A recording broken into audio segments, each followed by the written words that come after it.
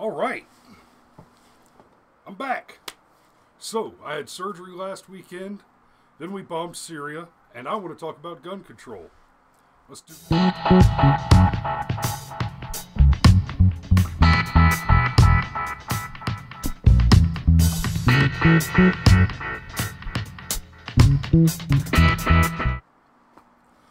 So, yeah, those are our big topics tonight. Syria and gun control.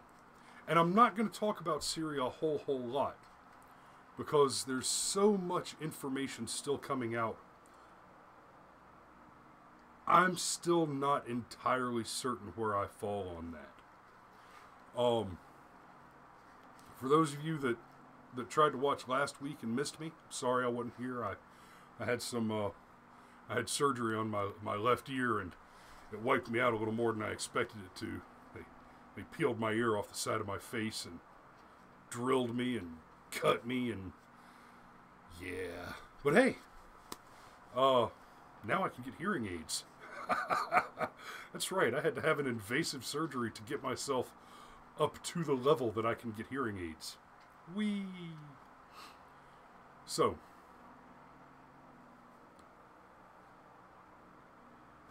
he ran into my knife 10 times.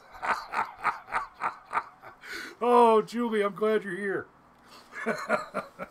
And yes, I'm a huge fan of Chicago, the musical, not the crime-ridden city where the gun control laws make everybody die. And we'll get back to that. Pop, squish, six, Cicero. So, we bombed Syria. Wow, the conspiracy theories. Okay, so there's a lot to be concerned about with bombing Syria. However, these are my notes from 2 weeks ago, and they're just distracting me. There's a lot to be concerned about with bombing Syria. And it's Sunday. I think we're pretty much already past the big concerns. Because the big concern is you hit Syria and, oh no, Russia gets pissed off and starts swinging back. But they didn't.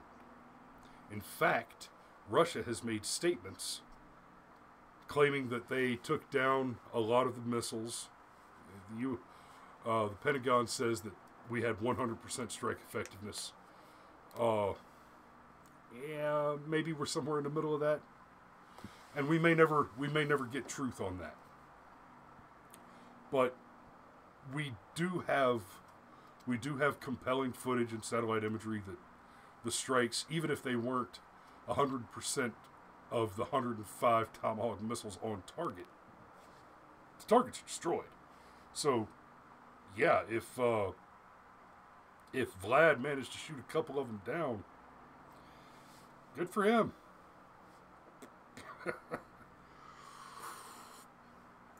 But let's talk about why and what we need to be thinking about going forward. The claim, and I say it that way for a reason, the claim is that Assad has used chemical weapons against his own people. Now, let's put that in perspective. We got a lot of lefties who, just because they hate Trump, and yes, it is only because they hate Donald Trump that they are opposed to our actions in Syria.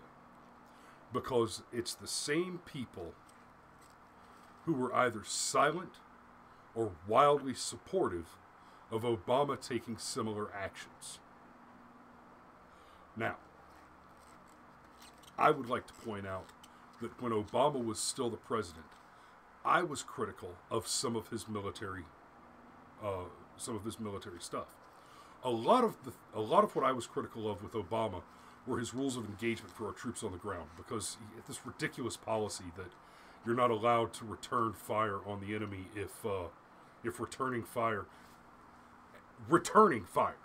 So the enemy is there, they have fired on you, but if returning fire threatens to damage a food product yielding crop or poppy plants, you're not allowed to return fire because it'll have a negative impact on the local economy and the civilian population, and that's bad for PR and blah, blah, blah, blah, blah. So, in order to protect access to pomegranates, we're going to force our boys to just sit there and suck lead and not kill the enemy. So I was critical about that.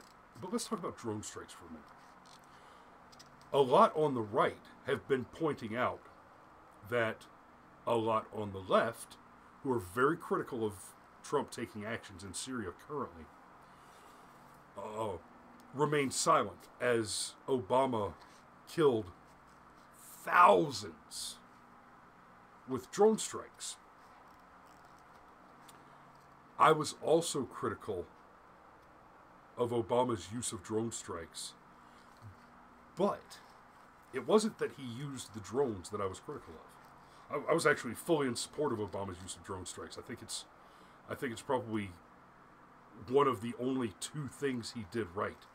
The other was the repeal of the. There was a law that almost went through that would have allowed terror victims to file suit against countries that supported terrorism, and he vetoed that. And there were a lot of Republicans that just, it's against the interests of the American people. No, whoa. What if Afghanistan decided they wanted to sue me for things that I did? Yeah, y'all can keep that shit. Y'all can keep that forever. What a man does in war within the normal this is a sticky widget to discuss, and I'm not going to get into the details of it hard, but there are things that one does in war which are indeed the normal course of conducting war, and would in any other context be crime. What we call war crime, what is war crime, is a sticky widget to discuss.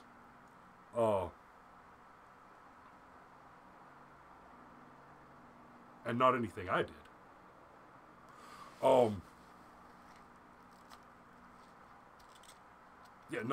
Nothing that I ever did while I was at war would constitute a war crime within the arguments of a reasonable American. Which is not to say that the world does not contain people who disagree.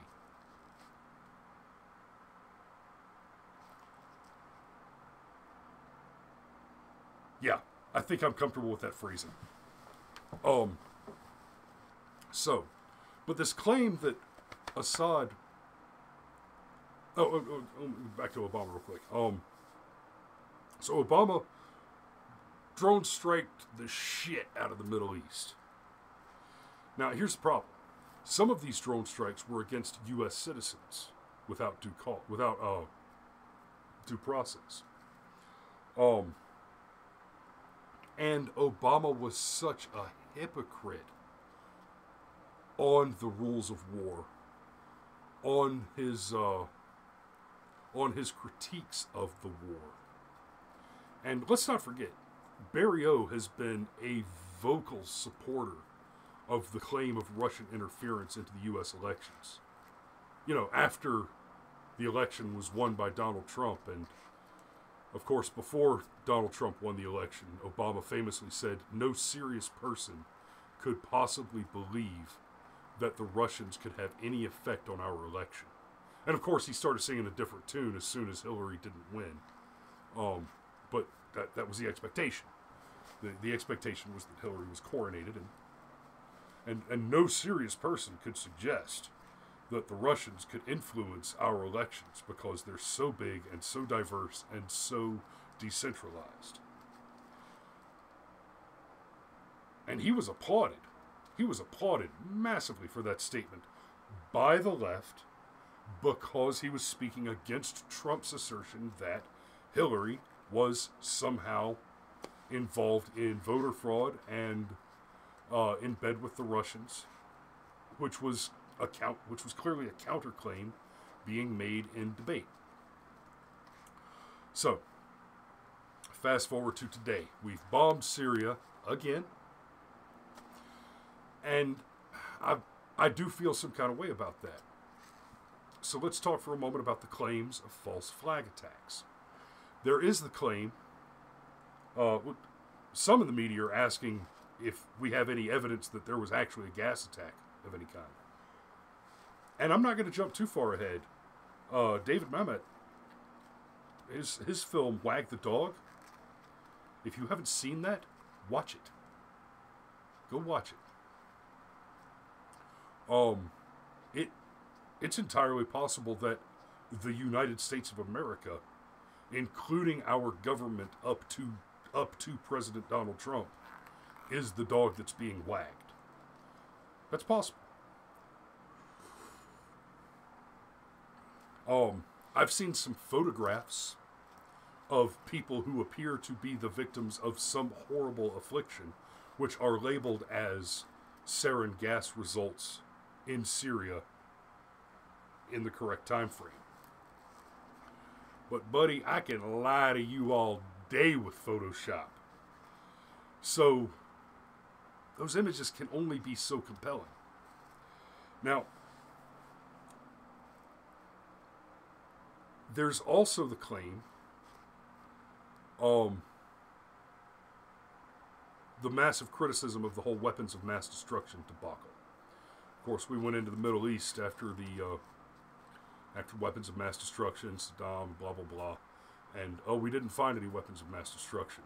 And we're still hearing about this crap from the lefties and even some of my buddies on the right. No, we didn't find any weapons of mass destruction. The government lied. There were never any weapons of mass destruction. We found the facilities which produce the weapons of mass destruction, which did not contain weapons of mass destruction when we conducted inspections on those facilities. After having given the facilities managers weeks advance notice that we were coming to inspect to make sure that there weren't any weapons of mass destruction. So let me ask you this. You got a teenager, and you tell him, you know, I'm suspicious that you've been smoking pot. Next week, I'm going to come and I'm going to search your bedroom to make sure you don't have any pot in there. Buddy, if you tell your kid that I'm coming to search your room for pot in a week and you find pot and you go search that room, you might as well have another kid because you need to replace that one. So, the whole weapons of mass destruction thing, this narrative about lying over the weapons of mass destruction, and I will not go any further into that conversation because I'm sure the government's watching me, and I don't want to trip on that one. But yeah, exactly, babe. If the test is on your schedule, you can study for it. And that's not even cheating. Jesus.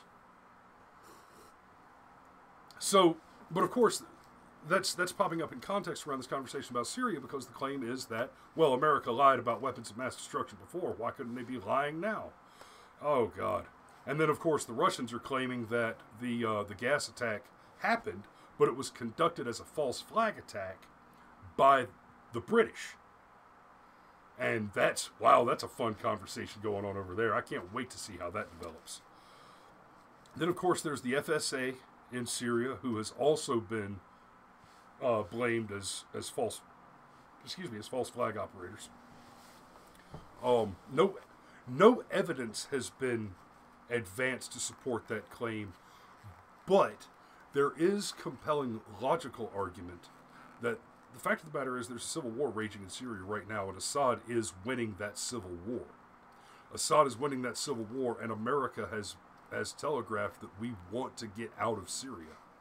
We do not want to be involved in Syria. So, frankly, it would be foolish for Assad to gas his own people and goad us into sticking around and bombing his facilities. But I'm not totally against bombing Syria either. Now, on the one hand, y'all go ahead and call me a racist if you need to, but Syria is frankly full of people I just don't mind killing. You've got the Assad regime embroiled in a civil war with freedom fighters. The freedom fighters in Syria are ISIS, al-Qaeda, the Taliban, with support from Hamas, Boko Haram, Iran, and Russia.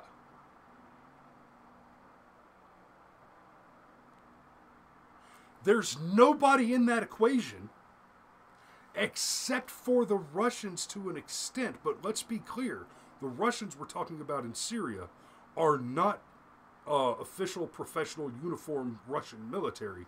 They're Russian mercenaries working as cutouts so that they can process the proxy war side of this conflict on behalf of Russia and avoid Russia being directly involved, which is great as a bulwark against actually jumping into World War III. I'm not excited about the prospect of World War III, largely because I'm too old, fat, and broken to fight it.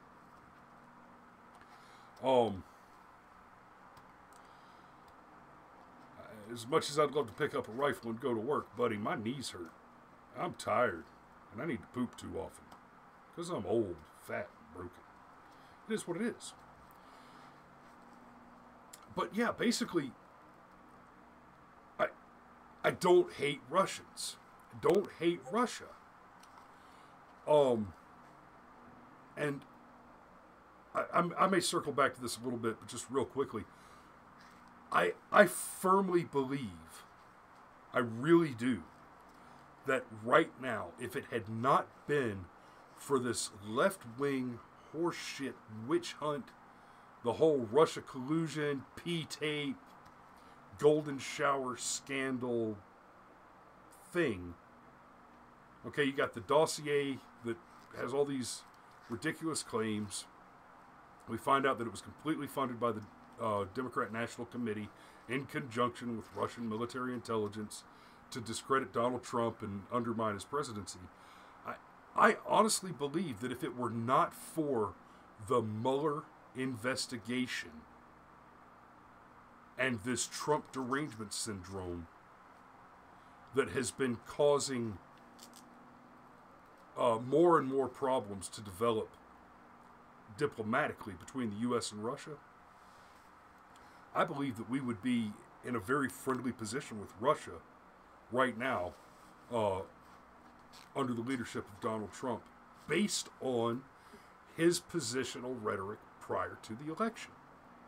Trump's position before the election was, hey, we can be friends. Why can't we be friends with Russia? We could be effective trading partners. We could be allies. We could work together to defeat.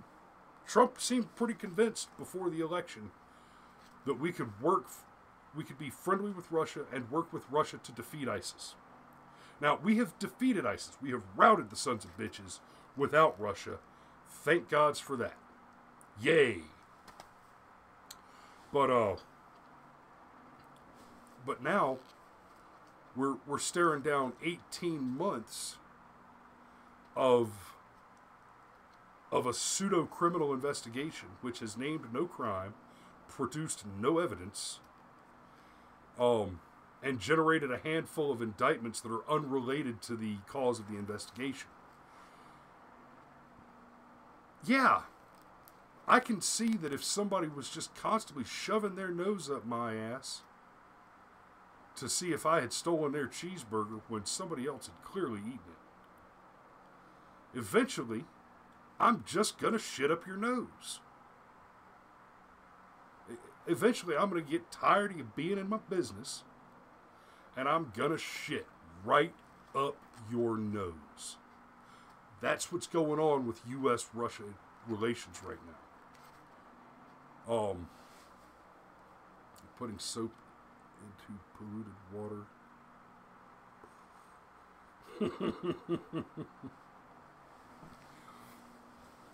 So, let's see. I think I've broken down Syria. I think I've covered that pretty good. Basically, unless I see some seriously compelling evidence that the gas attacks in Syria are in fact false flags conducted by an organization, any organization, whether it's FSA, ISIS, MI6, CIA, whatever. Unless we see some pretty compelling evidence that that's the case. Even then, I mean, if we see compelling evidence that it was the FSA that released the chemical weapons, I'm still pretty comfortable with bombing the shit out of Syrians. Because there's no good guys in the mix. There's Assad, ISIS, a bunch of other terrorist organizations posing as freedom fighters, and there's victims. And to say there's victims is also kind of a sticky widget. They're not leaving. There's a lot of military-aged males that are leaving as refugees, but your actual victims, your women and children, they're not. They're not the large majority of the people leaving the country. And moreover, the huge number of military-aged males leaving the country as refugees, guys, if you're not going to pick up a rifle and turn around and fix your country, why should I do it for you? I mean, it's looking more and more like I'm going to have to pick up a rifle and help fix this country. We're getting closer and closer to that every minute. And with that, let's go ahead and move on to gun control. Here's why I want to talk about this. Places like Syria, Afghanistan, Iraq, not so much. You could tote a rifle in Iraq. But like in Afghanistan, for example, if you're toting a rifle around and you're not in a military or police uniform, you're kill on sight. That's how the gun law works there. And that's why you have to worry about sending your kids to school, because your little girls will get kidnapped and mutilated. And when I say mutilated, I mean we found 3, 4, 5, 6, 7-year-old little girls that have been kidnapped from the local schools, and their fingers and noses and ears have been cut off. And I've probably told this story before, but I'm telling it again because it's relevant to this particular conversation. You get there by having a disarmed populace. That is a step in that chain. That is one link in that chain, one rung on that ladder. Oh, but Lowry, slippery slope, slippery slope. And this is what brings it up. Slippery slope indeed. For decades, the loonies on the left have been claiming that, oh, you right-wing nut jobs, you just think we want to come and take all your guns. We just want common sense gun reform. Okay.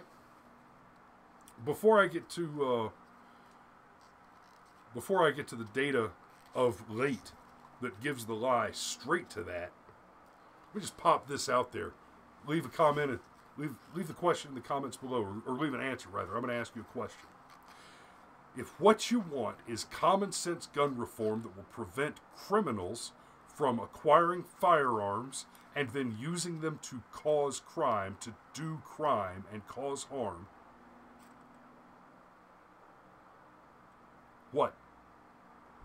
What regulation, what law will accomplish that task, will achieve that aim? Name one. I'd love to see you name one. And if you've got a great idea, I'll entertain it. Hey, all fairness, I am a First and Second Amendment absolutist. When I say from my cold, dead hands, I mean your 30th buddy in line gets to pick it up after he walks over the rest of you. Because I'm an expert marksman. And I will hold on to my rifle. You better believe that. I'm sorry, this is gross. I just gotta... Like I said, I just had surgery. I'm still leaking, so I gotta deal with that. So, why am I getting back to this right now?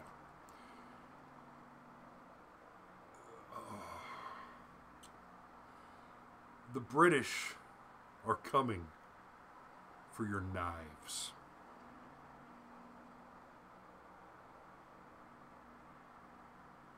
Yep, I just jumped right over repeal the Second Amendment and went straight to they want to take your knives away. And here's the thing. I had some. I was having a discussion in a constitutional law class earlier, and this girl just said, "Well, it's just like stuff that the NRA fanatics say." Oh, I'm a member of the NRA. In fact, I'm a paid up lifetime member of the NRA. My membership, my dues are paid till I die. I would have to take extraordinary actions to stop being a member of the NRA. And I'm actually kind of proud of that. In fact, it was through my relationship with the NRA that I got my White House press credentials so that I could go and see the president and report on that for this channel. Fanatics, are we? So, how many of the mass shooters have been NRA members? Oh! 0. Okay.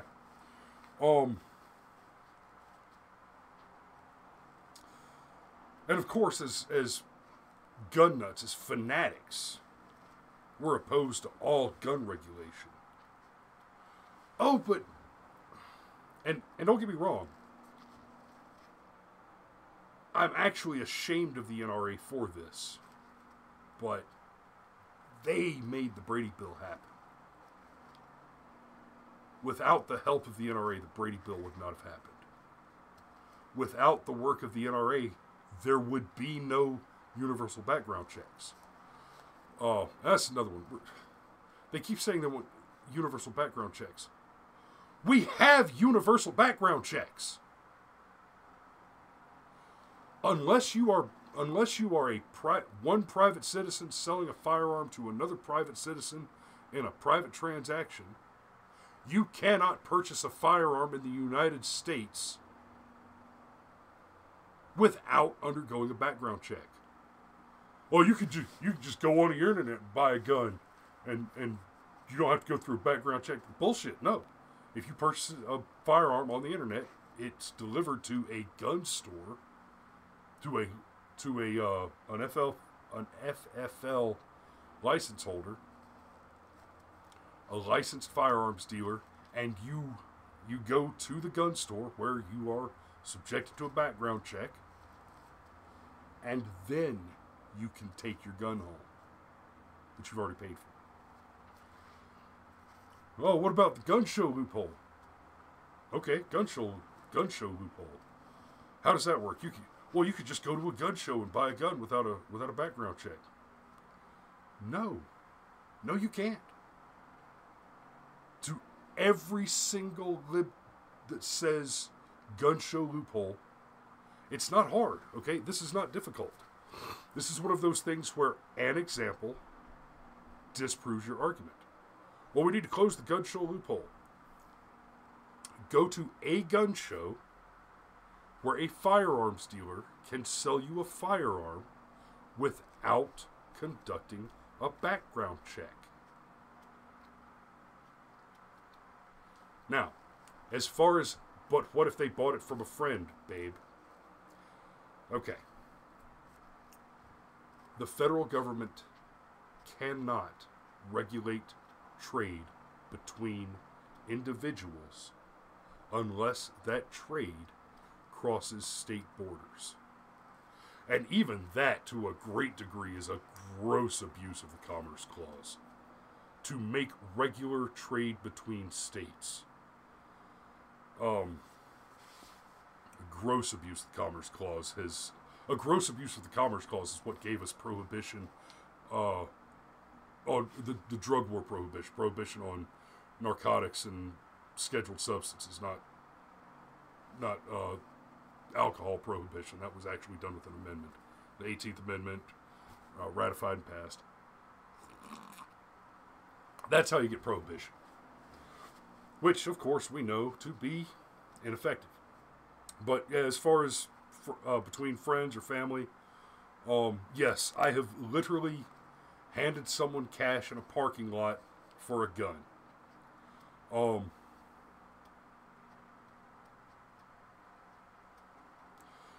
But here's the thing about selling to a friend.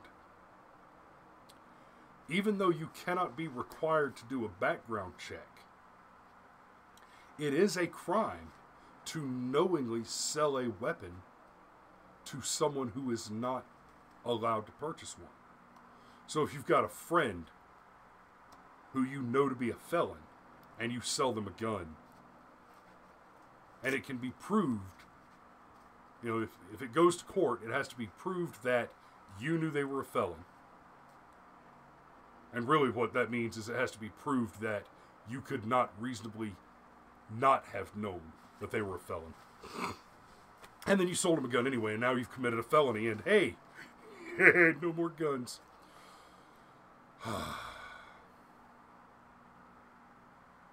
Dear NSA, I sold all my guns. Yes, that's right, babe. The NSA doesn't care about our guns. The FBI does. And the ATF does. So what has happened in the UK is that despite an outright ban on handguns, in the UK you can own a rifle or shotgun, basically sporting guns for hunting. Now, don't get me wrong, I'd be totally comfortable firing my .357 Magnum at a boar. Not my first choice, but I'd be comfortable with it. But yeah, you go and hunting, you're taking a rifle. That's the plan. You want to take a rifle, unless you're going to hunt, unless you're hunting waterfowl or something, and then of course shotgun, birdshot. That's why it's called birdshot. But in the UK, basically nobody has a gun. But their violent crime rates, murder rates, have surpassed New York. So nobody's got guns in London. But people are dying all over the place to knife attacks. And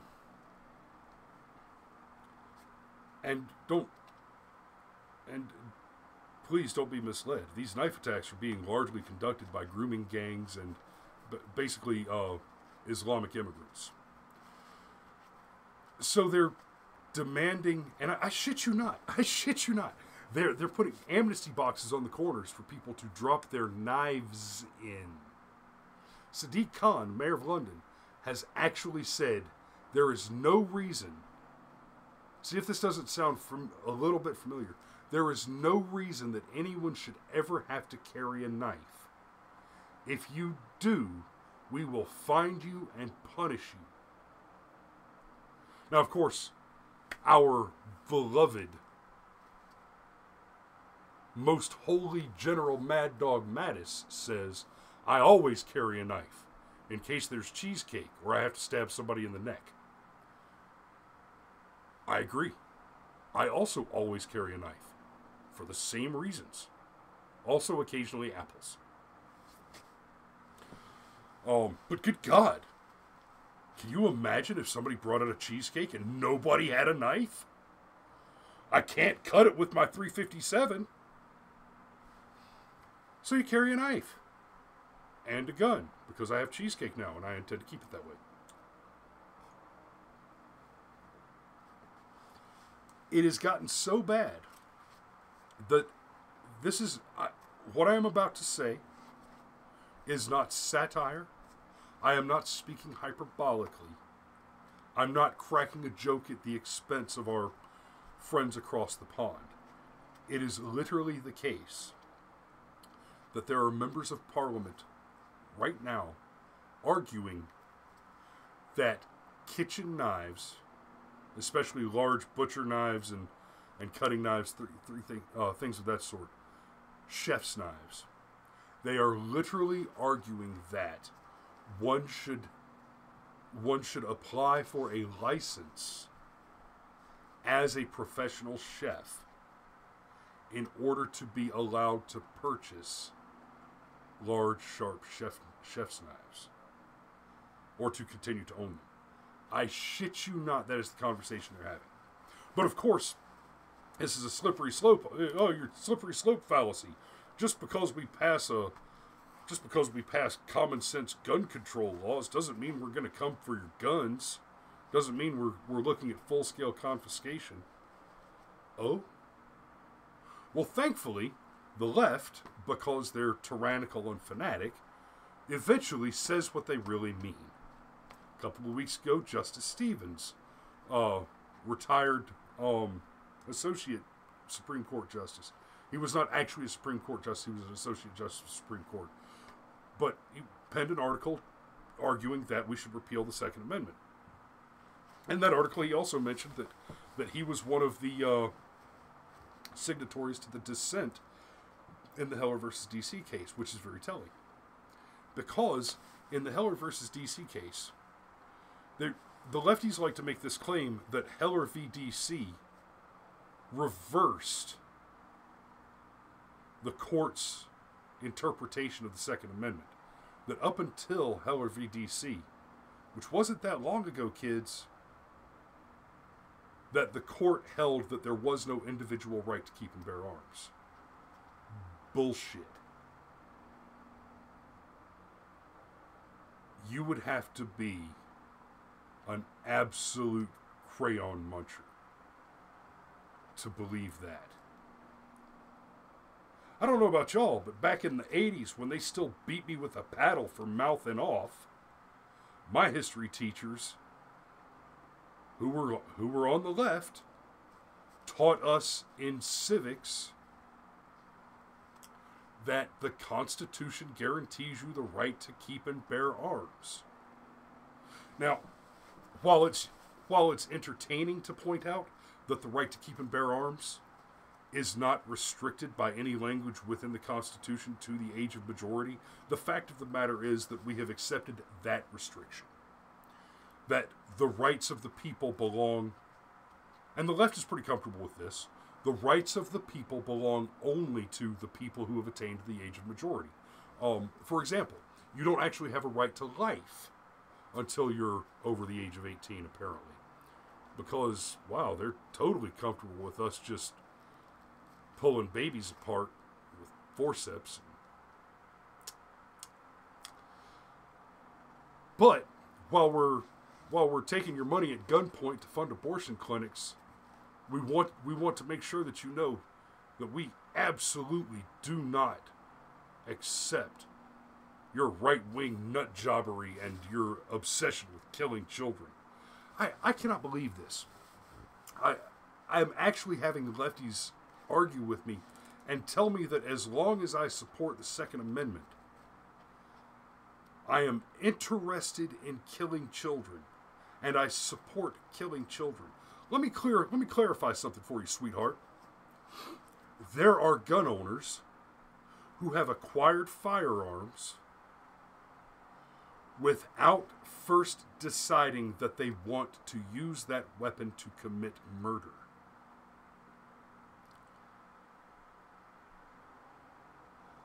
I purchased my daily carry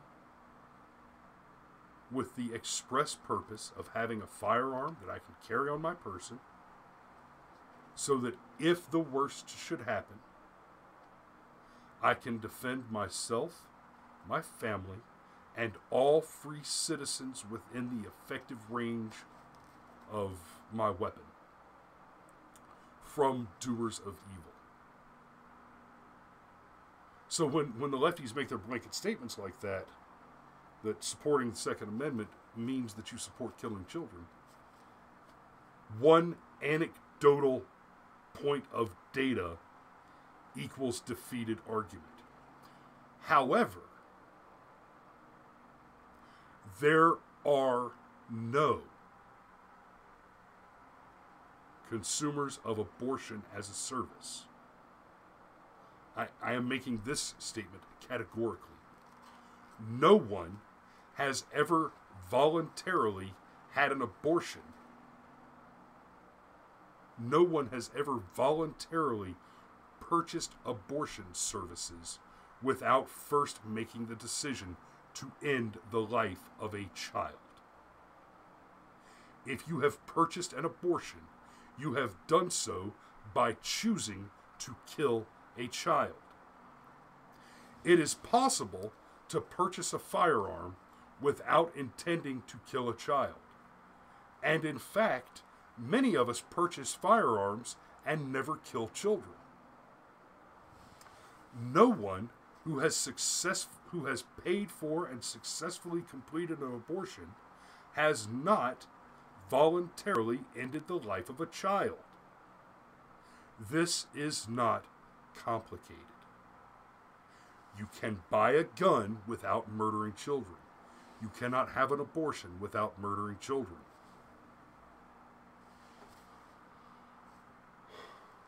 I may have gotten a little preachy and circular on that one. I apologize if I did. So, getting back to Justice Stevens, he penned this article demanding that we repeal the Second Amendment, saying it's time to repeal the Second Amendment. That's right. Repeal the Second Amendment. It's important to point out that Justice Stevens, as he mentioned in his article, was one of the dissenting names in the Heller case. And it's important to point out because the Heller case did not just say that D.C.'s gun laws were overly restrictive. I mean, it was some madness like you could own a firearm in Washington, D.C., but after you got your background check and bought your firearm, you had to show the licensing authority that you had a safe for the gun and a separate safe for the magazine and ammunition. And essentially, there were no circumstances other than transporting it to a firing range that you were allowed to take the weapon out of the safe. I mean, honestly, the way that the law read, it seemed like it was illegal to take the weapon out just even to perform basic maintenance to clean the weapon and lubricate and whatnot. So, Heller asserted clearly that the language of the Constitution, the right to keep and bear arms, is a right of the people. One of the arguments I keep hearing from the left also is that the Second Amendment is unnecessarily vague. Is it? It has an introductory clause or a preparatory clause followed by a sentence, and the sentence isn't terribly complicated. The right of the people, okay? A well-regulated militia being necessary to the security of a free state, comma, is a clause. That's the preparatory clause. That is a clause, which means it's not a sentence. It has meaning, but it does not have meaning on its own. The rest of the amendment, the right of the people to keep and bear arms, shall not be infringed. That's an independent sentence. That's an independent clause. That is a sentence. If you get rid of the preparatory statement, the preparatory clause, the right of the people to keep and bear arms shall not be infringed, is a complete sentence. It's not ambiguous at all. It's not vague. It says that under no circumstances shall the government prevent free people from acquiring arms. And for this conversation, I'm not going to get into the Puckle gun and letters of writ allowing the attachment of cannonade to private seafaring vessels for protection against pirates and the like.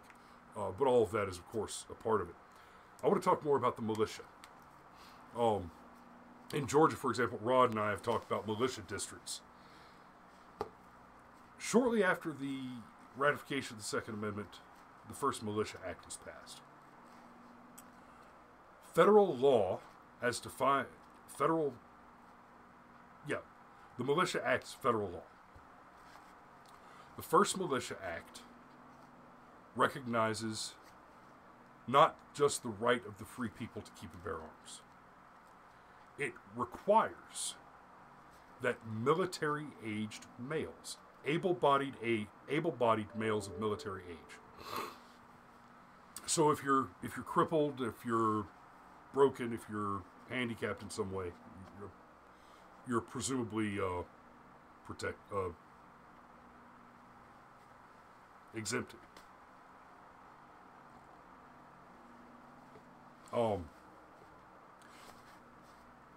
Babe, can I get some more coffee when you get a chance? I'd really appreciate it. Love you. But yeah, so the first Militia Act makes that requirement. If you're between the ages of 18 or I think 16 and 65, you're supposed to have a gun. You're required by law to have a gun. Now that was replaced by a second Militia Act, and then eventually that Militia Act was replaced by the Dick Act. Oh, she said no. But I made a fresh pie. Anyway, the Dick Act very clearly divides the military into the regular army, the National Guard, and what they call the unorganized militia. So when you join the army, you take an oath. And that oath is to the federal government. And the oath you take is, I will defend the Constitution of the United States of America from all enemies, foreign and domestic. And I will follow the orders of the officers appointed above me. So help me God. So that's federal. That's the federal level. That's the regular army. Below the regular army, you get the National Guard. Now, in the National Guard, you take two oaths, because the National Guard before the Dick Act was exclusively a state organization. Today, the National Guard is a dual oath organization. You are oath bound to the state, and then you take the federal oath separately. You take both oaths. And I'm sure there are some arguments to be had about how, whether, and where those duplicate oaths conflict with one another.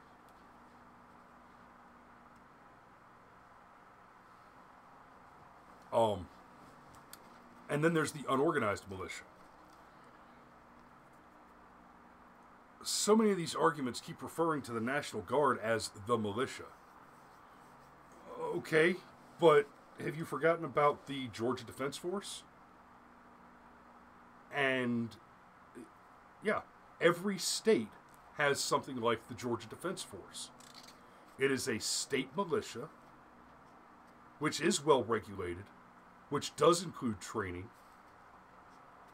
and is separate from the National Guard, and is not subject to be called up by the federal government for any purpose whatever.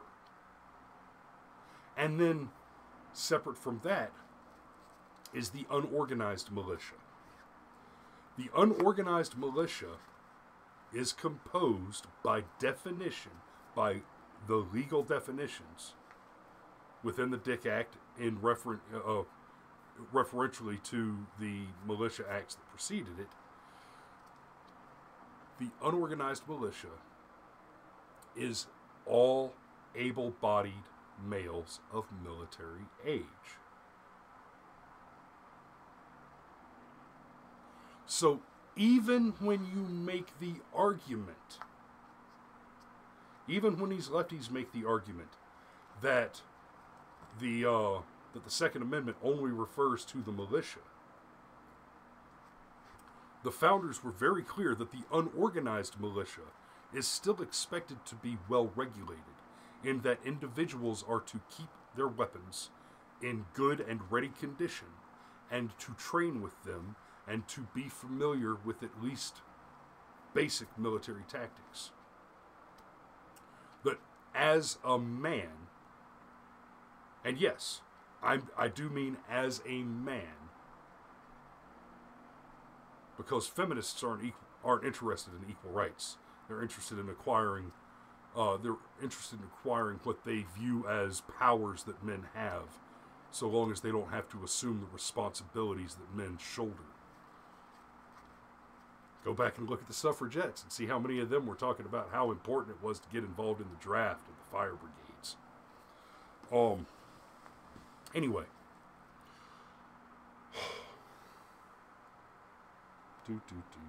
So yes, if you can even concede the argument to the lefties that the Second Amendment refers to the militia and that only the militia should be armed, in which case,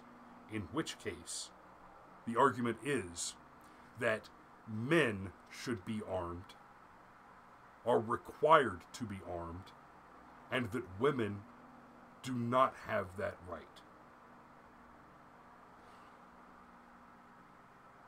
I'm not saying that I take that position, but I will be arguing that position from time to time to get some hackles up, because I think that's hilarious. So, I'm about to wrap this up. Here's what I think we need to do. Here's what I want to see. Because it is the responsibility of every able-bodied man of military age in the United States to keep a firearm in good condition and to be familiar with its use. Under the law, we should begin deploying police to anti-gun demonstrations, to gun control demonstrations, with the express purpose of writing citations to non-gun owners for non-compliance with federal law. They should be treated like deserters. And that's my final thought on this, on that point. I hope you guys enjoyed the show tonight. I'm sorry I missed you last week.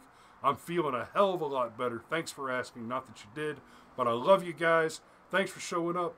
If it's your first time watching the show, make sure you hit the subscribe button and tag the bell notification so you know when I go live. Check me out on Twitter at BrushfireMind, and I always send out a tweet right before I go live so we can kind of get some more butts in the audience. And seriously, guys, thanks so much for your support. Thanks for helping me make this happen. We are growing slowly but steadily, and I think we're going to be able to do big things here. So we love you, and until next week, remember, if you build a man a fire, you'll keep him warm for the evening. But if you set a man on fire, he'll be warm for the rest of his life. Good night.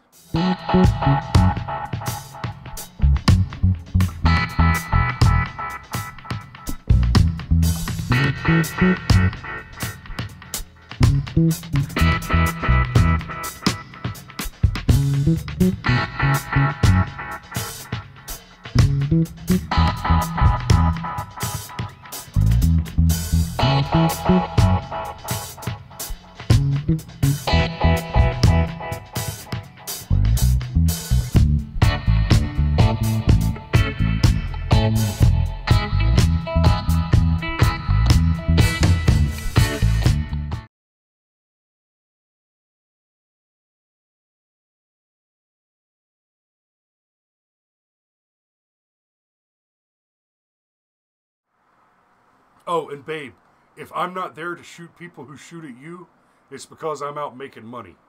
Love.